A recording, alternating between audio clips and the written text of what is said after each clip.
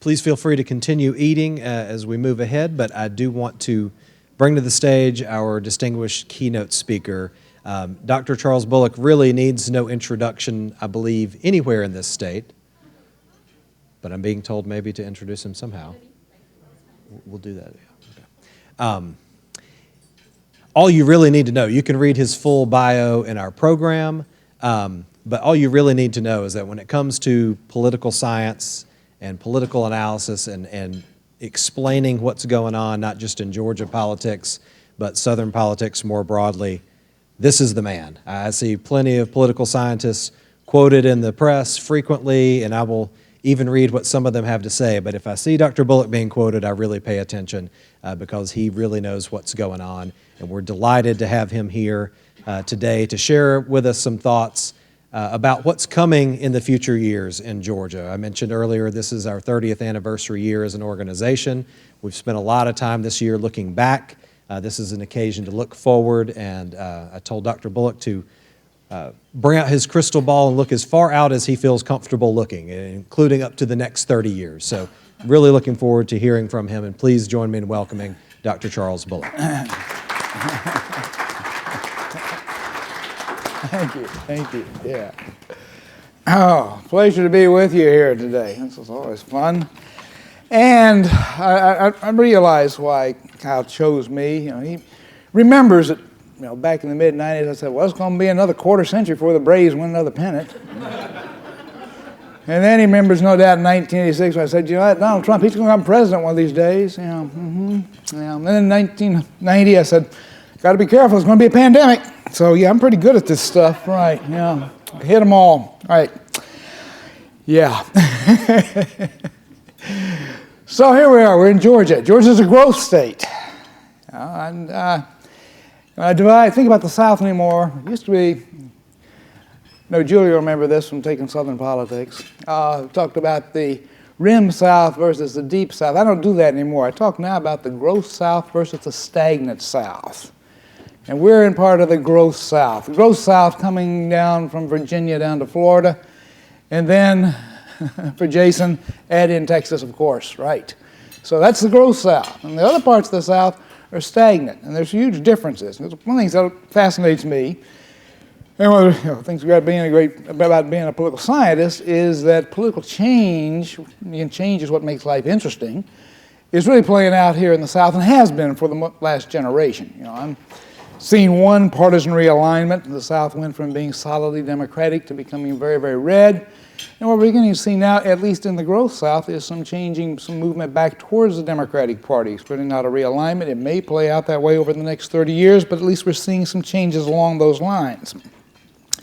So here in Georgia, we added 1 million people during the last decade.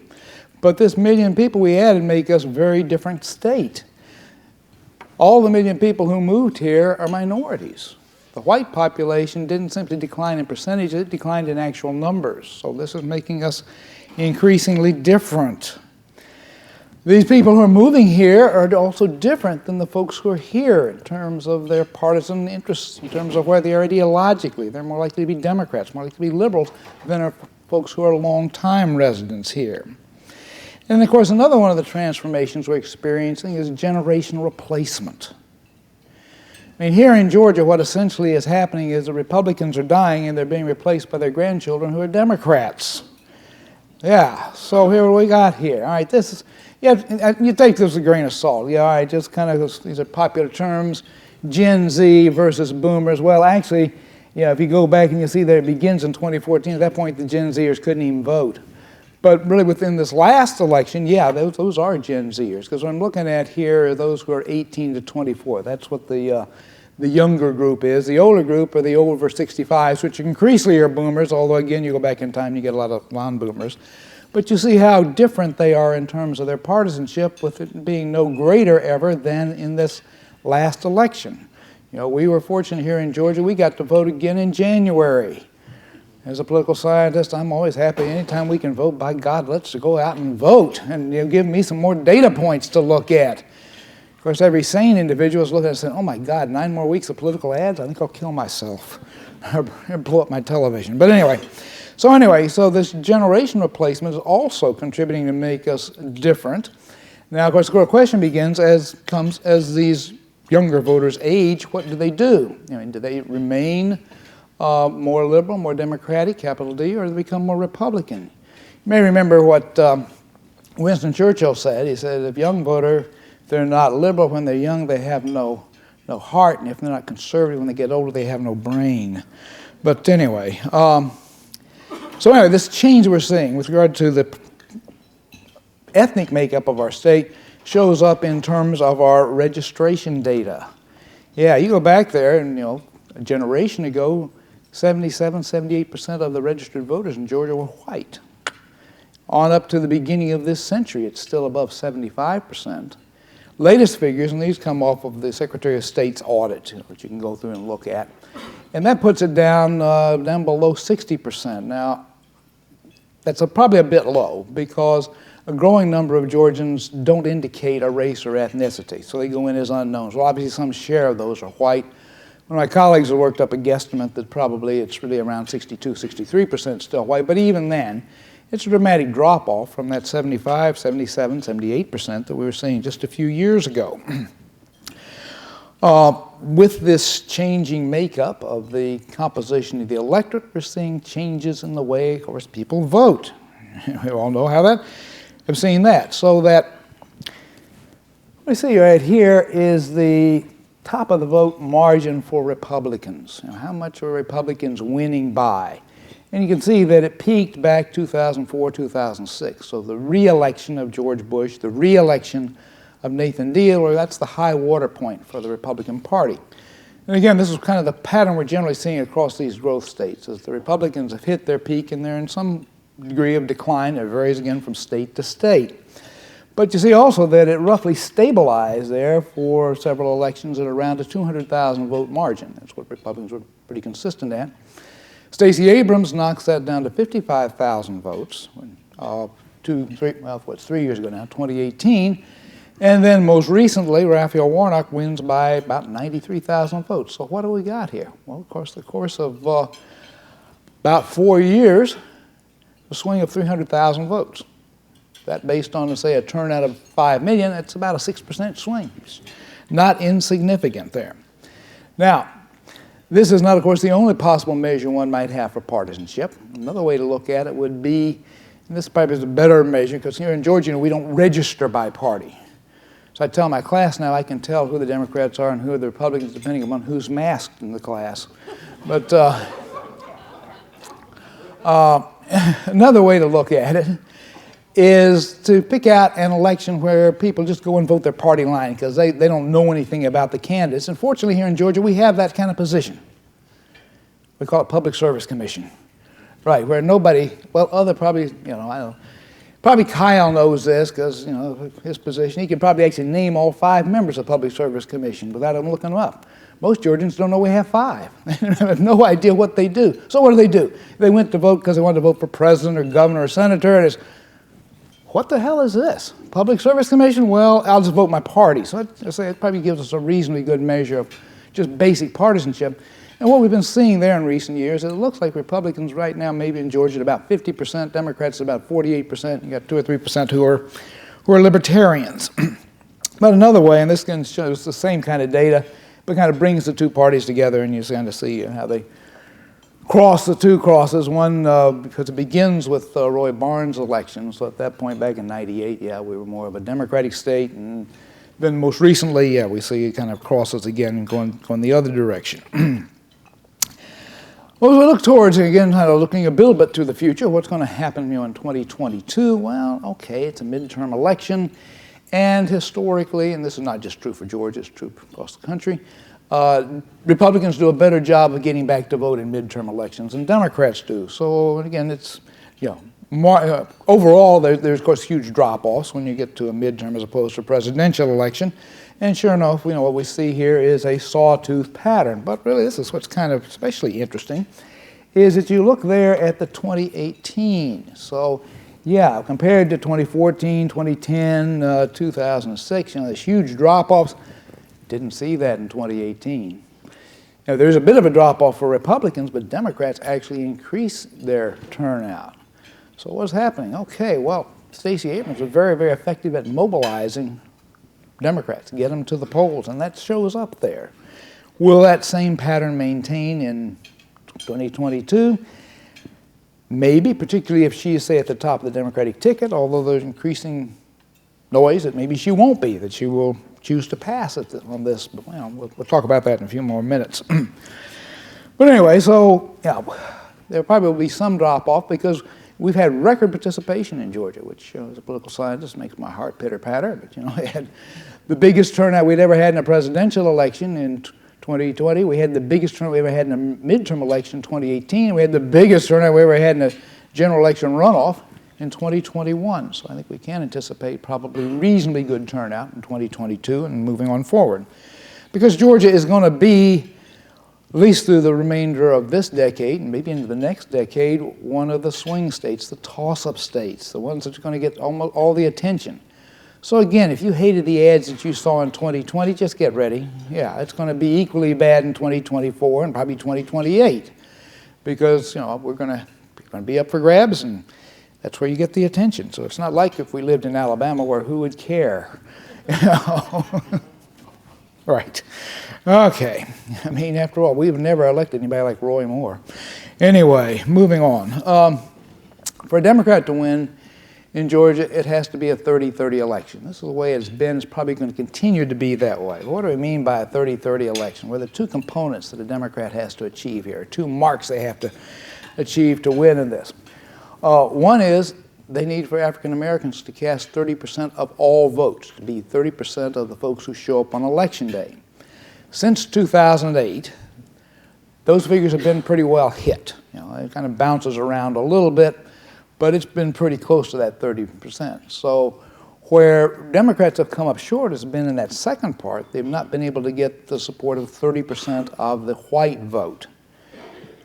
2016, Hillary Clinton gets about 21%. 2018, Stacey Abrams gets around 24, 25%. But Biden, Warnock, Ossoff, they're all hitting right at that 30%. And that's why, again, we saw that change in the slides I just showed you, that the Georgia electorate, one, is changing in its composition, and two, we see some change in how some share of white voters are getting. And particularly in that last election, it was the white college-educated, not just the white college-educated woman.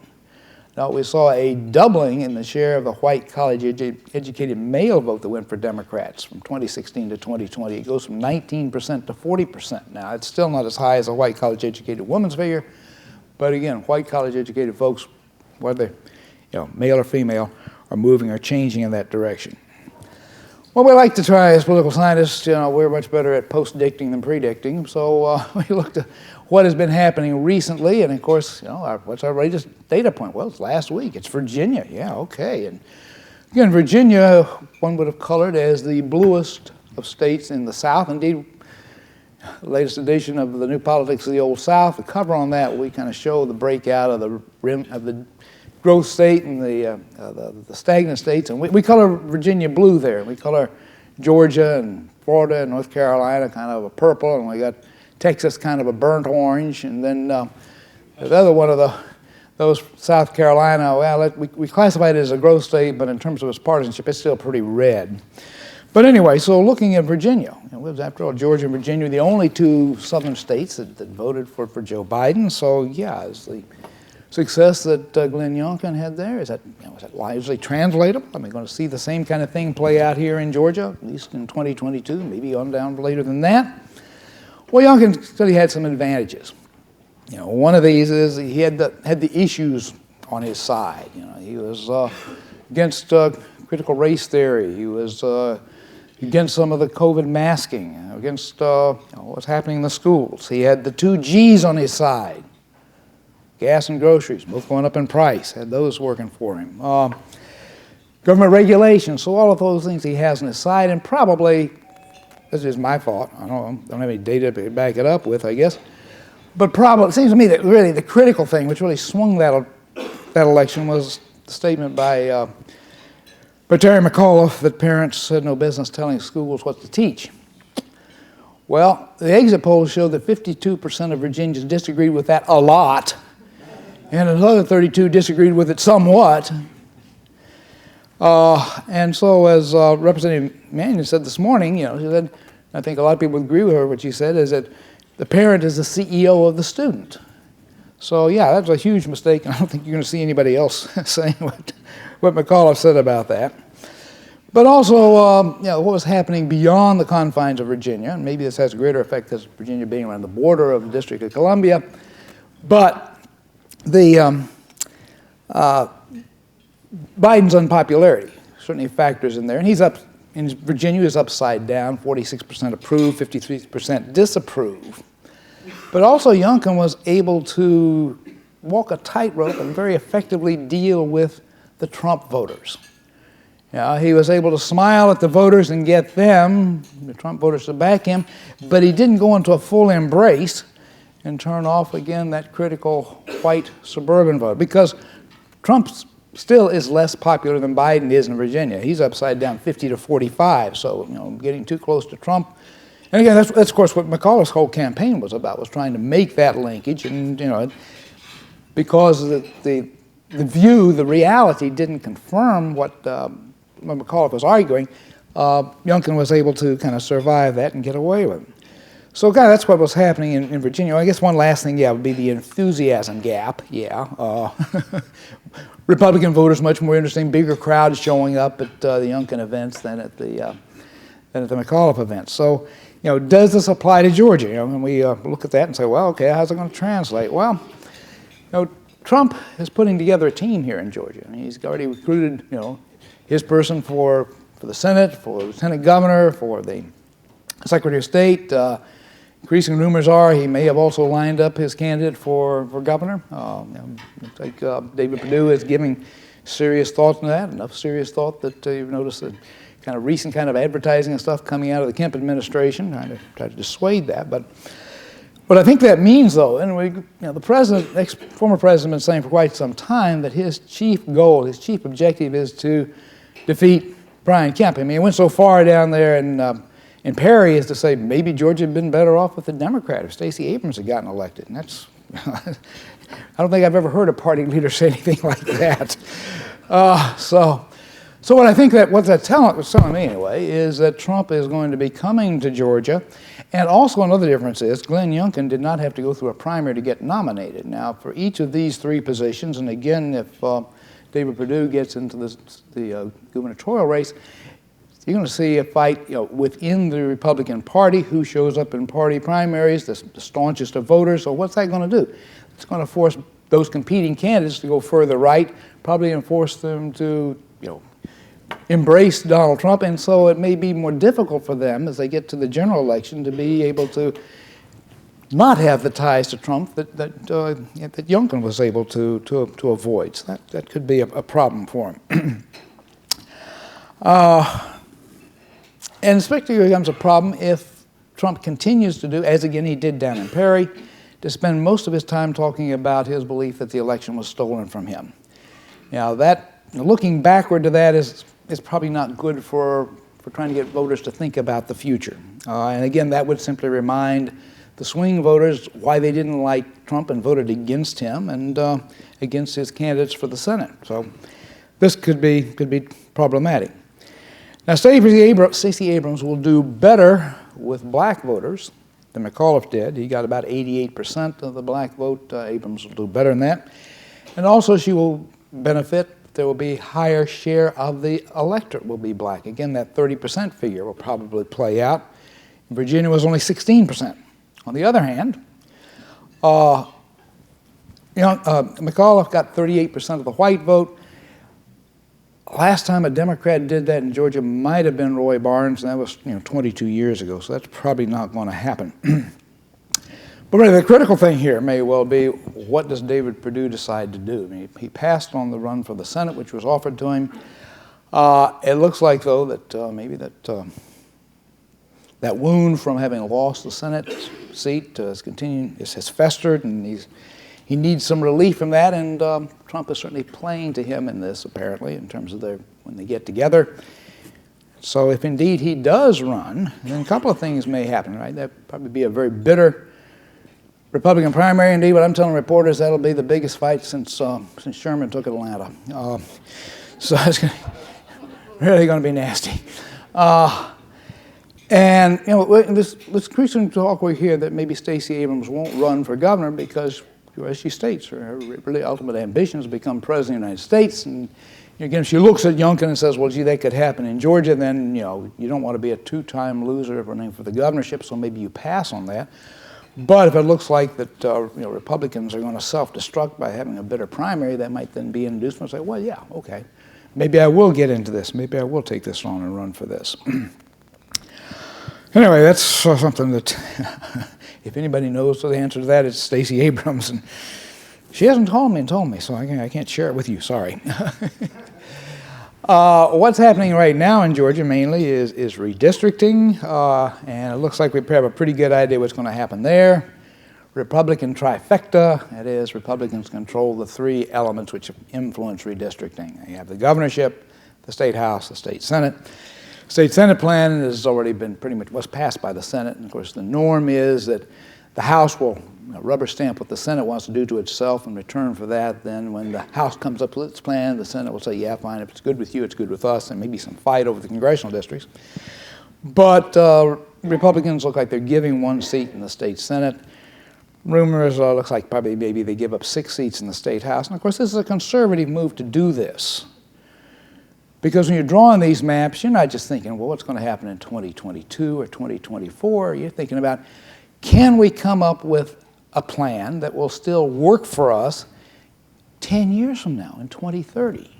And Republicans were pretty good at that in the last decade. It worked for them up until 2018, when they began to see it kind of unravel. But again, you're trying to figure out changes in the makeup of these districts, people moving into them, or what their partisanship may be. So it's very difficult. So I think Republicans are saying, okay, we're going to cut our losses at the front end, pull some Republican voters out of these districts we've had a hard time defending in 2018 and 2020, move them probably north, we're talking about north side of Atlanta, and bolster the Republican strength in some of the districts, kind of the next ring out, and we're going to give Democrats some of those districts that are a bit closer to the city of Atlanta. With regard to the congressional plan, it looks like Republicans will try to take back one of the seats. It looks like that Stacey Abrams' district is the one which is being targeted. Not Stacey Abrams, excuse me, Lucy McBath. Yeah, and that the reason for targeting her and not Carolyn Bourdeaux, although Bourdeaux is the newer of the two members, is that Bourdeaux has Gwinnett County largely. Gwinnett County, or that district there, was the most overpopulated. You have to throw 100,000 people out of it. And Gwinnett is the most diverse county in this state, and I saw somewhere it was calculated to be the 7th most diverse in the nation. So with that kind of diversity I started out talking about, yeah, okay, so you kind of say, all right, Democrats, we'll give you that, but we're going to try to take back the other one. Change, though, is coming, and looks like that 6th district may take in much, if not all, of Forsyth County. Yeah, that's a very red county. But if you look at it a bit more carefully, what you see is that Trump's share of the vote declined from 2016 to 2020, and the actual margin by which he carried that county dropped by several thousand. So that, again, like much else around Metro Atlanta, is undergoing change. 10 years from now, might that be a Democratic county or one much more of a toss-up? It might be. So what can we anticipate, I think, looking forward? Well, Democrats are going to start winning some of the constitutional offices during this decade. Do they win it in 2022? Maybe, but certainly by the end of the decade, we're going to see, if not a Democratic governor, maybe a Democratic labor commissioner or insurance commissioner, something like this. So it's going to be a change. Sooner or later, I think what we will see will be the governorship will be passed back and forth between the parties. We may see 2 terms of a Republican and 2 terms of a Democrat, as voters say, well, yeah, we're unhappy with the way things are right now, so let's bring in the other party.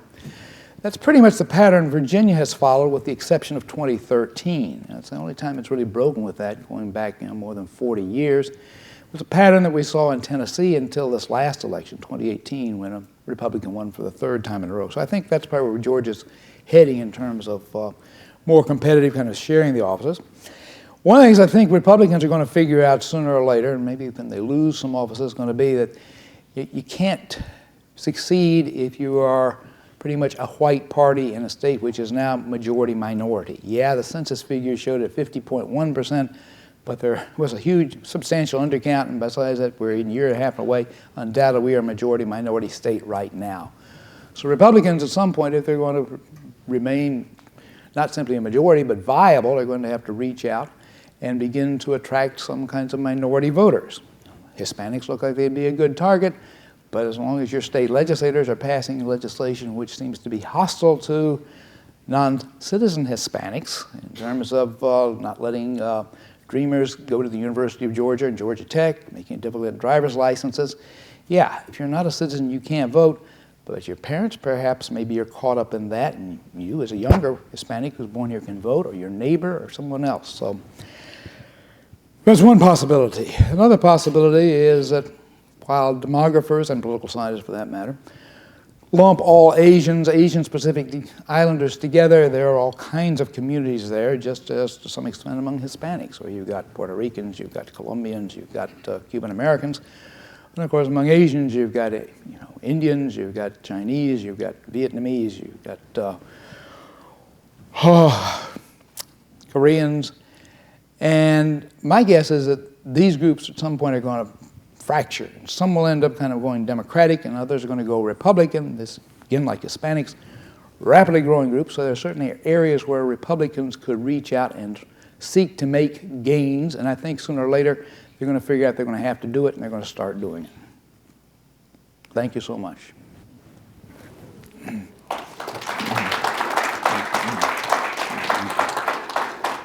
We're doing Q&A or what? What do we got? Would you like to? We have a few minutes if you'd like to. Sure. I'll just read it from over here. So we've got one question so far. If you have something you'd like to ask, jot it down real quick, and we'll get it to you.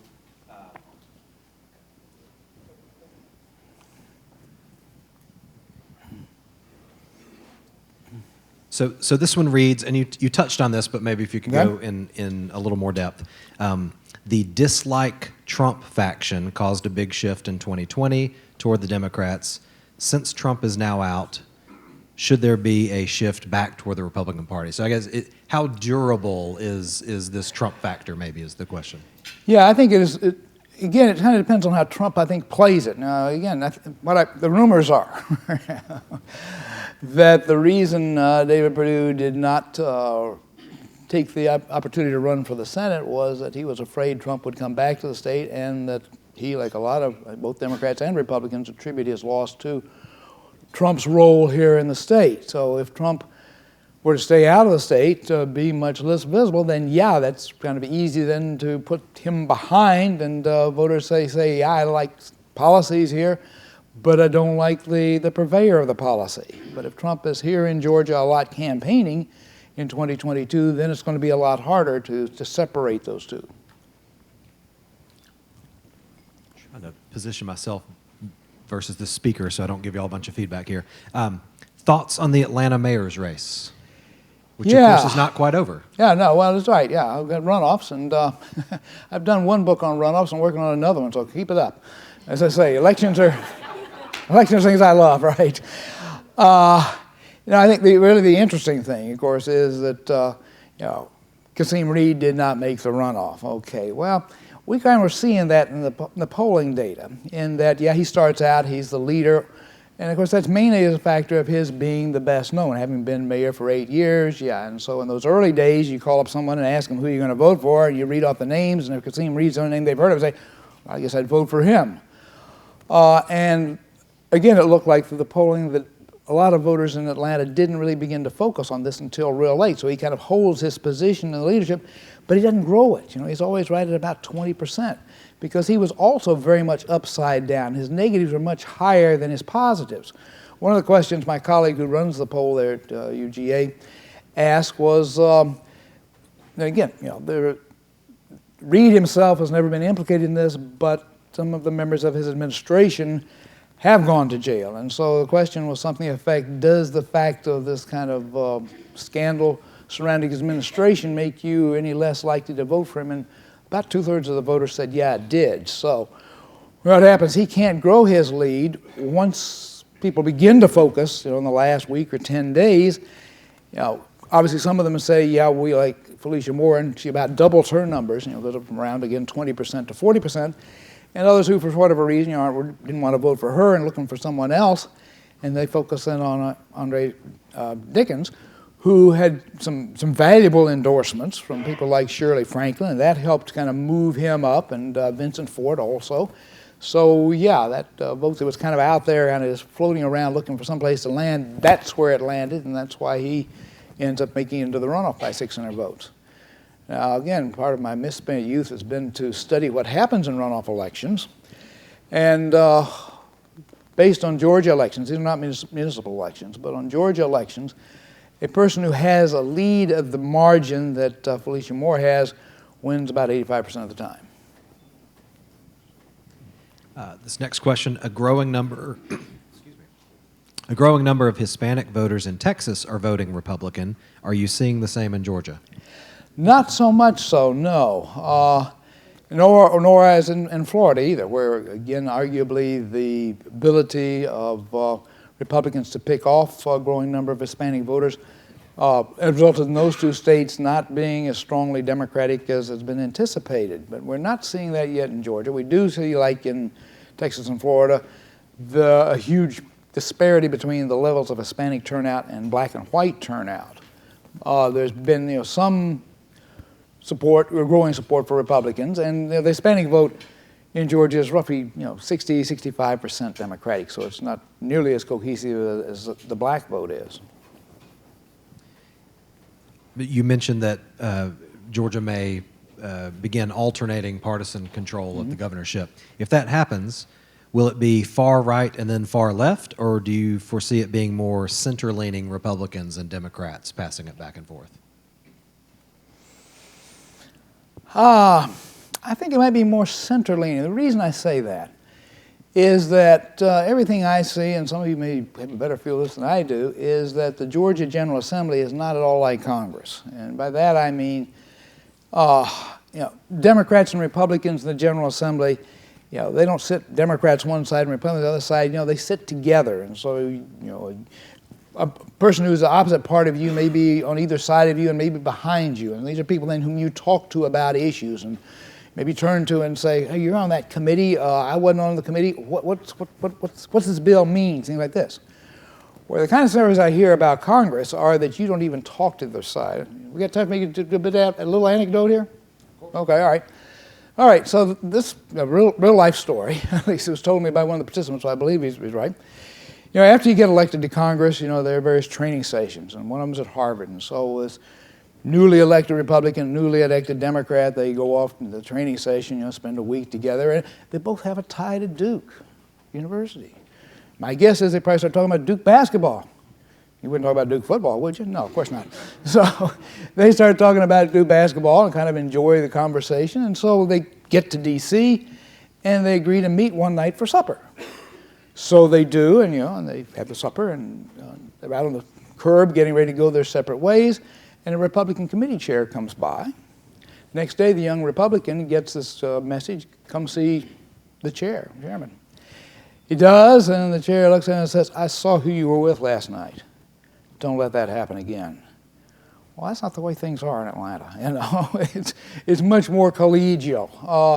And I hope it remains that way. And I think if it does, then yeah, you're going to have an understanding and probably even a respect for what the other side says. And you may say, well, I disagree with you, but yeah, I see where you're coming from. Yeah. This question asks for your thoughts on ranked choice voting. Can it work in Georgia? Okay, yeah, all right. So that's one of the things which I'll be covering in this new volume. And yeah, it could. I mean, you have to be patient. It does take a longer time to count the ballots. All my guess is that we should be able to program a computer to be able to do this much more rapidly. Problems with the traditional runoff. I like the requirement you have a majority vote. That you win with a majority. What you see in some states that don't have that is, the person who ends up being nominated has got 22% of the vote, and the runner-up's got 21.5%, and whatever. The problem, though, with the traditional runoff is that not as many people vote in it, although, again, we did see a kind of a, well, even in January of this year, it was about a 10% drop. But sometimes it's much greater. I mean, the two previous times when we chose U.S. senators in a runoff, one back in 1992 and the other in 2008, drop-off was 45%. We had one runoff, this was for Public Service Commission, where drop-off was over 90%. So, by having the decision made through ranked choice voting, yeah, you've got everybody there. And again, some people don't fill out their ballots, but still you have a larger share of the electorate that's participating. And secondly, you'd save a lot of money. It isn't cheap to roll out all the equipment, put on a whole other election. And again, if you're one of those where there's a huge drop-off, yeah. So I think it'll at least be seriously considered. You know, we can look and see how it is adopted in Maine, how it continues to play out there. A version of it's going to be in place in Alaska, so we can look at that. And we can also learn from the experience of various cities which have been using it. So I think the General Assembly will seriously consider it at some point. How do you think Herschel Walker will do with several negative stories out there about him? Right now, I think he would get the Republican nomination. I don't think there's not much doubt in my mind about that. That may be a harder sell, though, moving towards the general election.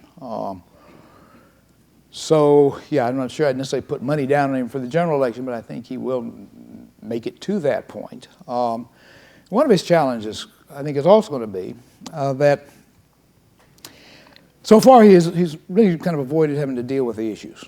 And if he moves into the general election, I think that's going to become increasingly difficult. That, you know, some share of voters are going to say, yeah, he was a great hero, I'm glad he went to Georgia and all this, but what are your stands on the kinds of the issues of today?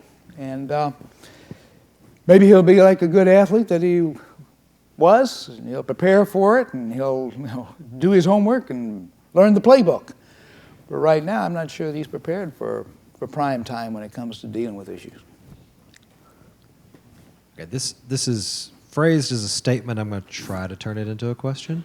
Okay. And it relates to the runoff, and basically was the result of the runoff a matter of Republicans not showing up or Democrats increasing their vote? What factors do you see most responsible for the runoff results? Yeah, we're talking about the Senate election, I assume, right? Yes. Yeah, okay, yeah. All right, so there was a drop-off, but there was a much greater drop-off among Republicans.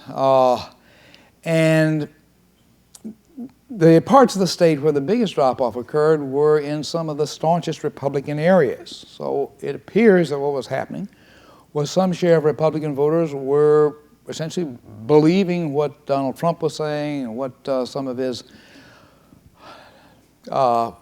leading supporters were saying, people like some of the attorneys who were representing him.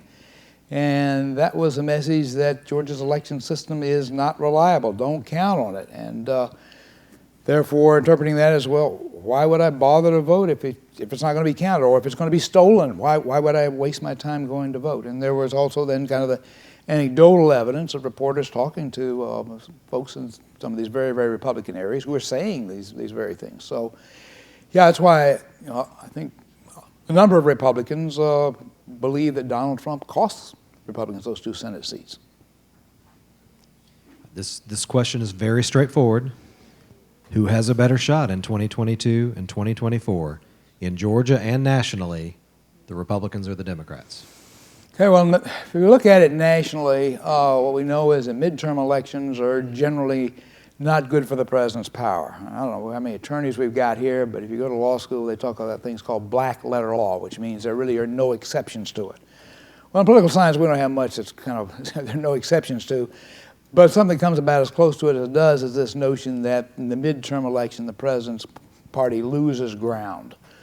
So that would suggest that, yeah, 2022 should be a good year for Republicans generally. Now, if we try to tease a bit more, well, how good a year? Evidence over time indicates that the size of the losses experienced by the president's party in a midterm election correlate very strongly with how long the president's coattails were 2 years earlier. Well, Joe Biden's coattails are about the length of a cut-off T-shirt. You know, I mean, the only seat that was taken away from Republicans was the 7th District of Georgia in the entire nation. So based on that, yeah, one would anticipate that it's going to be a good year for Republicans, but maybe not the kind of year where they pick up 50, 60, 70 seats, because there aren't that many marginal Democratic seats. Of course, when we look at the makeup of Congress, a 3-seat majority in the House and have to use the Vice President of the Senate, yeah, it means it could easily, probably will flip those chambers. So yeah, now in terms of Georgia, I think regardless to the top of the ticket, the gubernatorial race, yeah, it depends in large part, as I would say, does David Perdue take on Brian Kemp? And if so, then I think that goes a long way to enhancing Democrats' shots of being able to do this, because while the two candidates on election night or thereafter may put their arms around each other and say, yeah, I'm with you, I'm entirely backing you, whatever, the loser may not work much to help the winner, and even more damaging would be that a number of the supporters of the loser might say, after the terrible things that scoundrel said about my candidate, I could never bring myself to vote for him. Not that they would necessarily vote for the Democrat, but they might simply just skip over that, office and then vote Republican for the rest of it. What effect will the Libertarian Party have on Georgia politics going forward? Oh, it'll create more runoffs.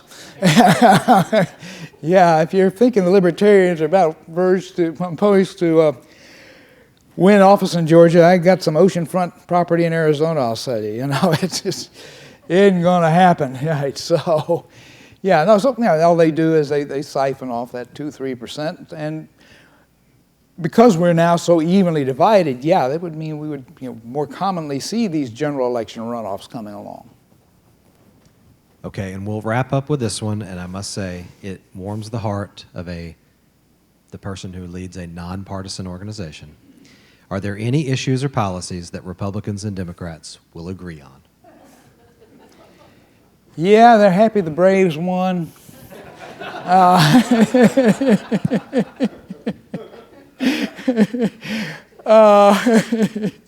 And they probably would agree that, yeah, government should be more efficient. Yeah, but in terms of the kind of issues we talked about here, about the environment, schools, things like that, energy production, it's going to be a lot harder.